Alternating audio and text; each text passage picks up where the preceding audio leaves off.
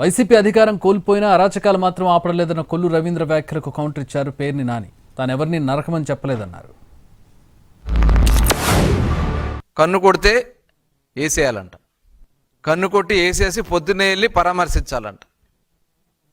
అసలు ఏంటి, ఎక్కడ పోతా ఉంది రాష్ట్రం? ఏమైపోతుంది వీళ్ళ ఆలోచన విధానాలు? అంటే ఈరోజు అధికారంలో ఉన్నప్పుడు ఇలాంటి కుట్రలే మీరు చేశారు,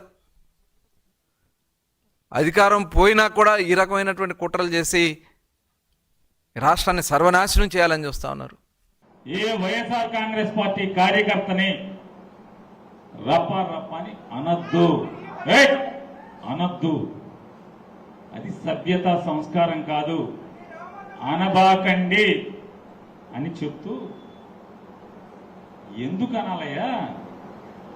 మనకి కష్టం కలిగించాడు ఎవడన్నా, అవమానం కలిగించాడు ఎవడన్నా, దుఃఖం కలిగించాడు ఎవడన్నా, మన ఆస్తుల్ని ధ్వంసం చేశాడు ఎవడన్నా, మన నిలువు నీడ లేకుండా ఎవడన్నా మన ఇల్లు బద్దలు కొట్టాడు.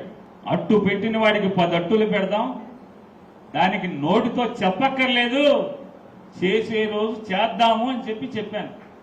నేను ఎవడన్నా నరకమని చెప్పానా?